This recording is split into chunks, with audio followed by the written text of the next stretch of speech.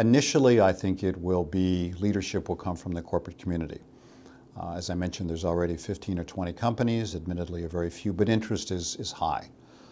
I haven't met a single company that I talked to that thinks it's a bad idea. They're not sure they are ready to do it or they want to be leaders. So I think the first step that we'll see is leading companies in the corporate community starting to issue integrated reports.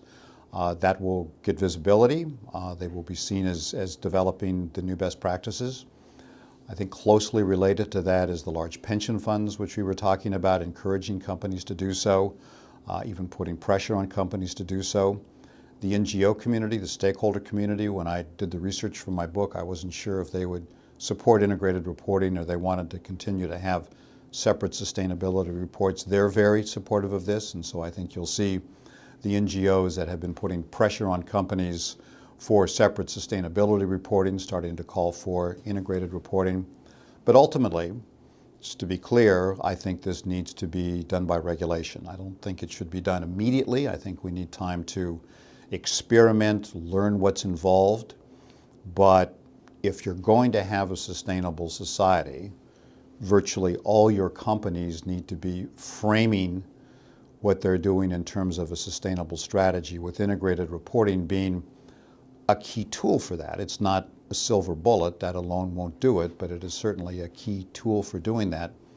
And I would see that happening initially country by country. It could be required by the SEC here, suggesting that companies provide non-financial information in the MD&A, because that's under the regulatory authority of the SEC. It has already happened in South Africa.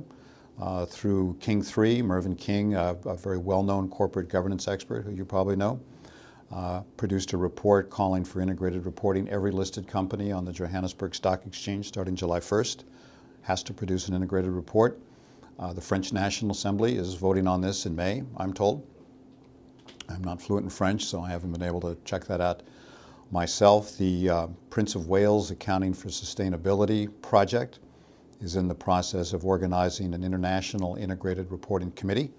It will have a steering committee, a working group. Represented on the steering committee will be all the big accounting firms, major corporations, corporate groups, NGOs, investor groups.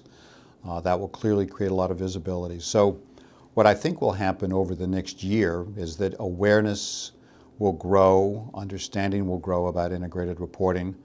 More and more companies will practice it. More and more investors and stakeholders will encourage it. And I can't predict the future.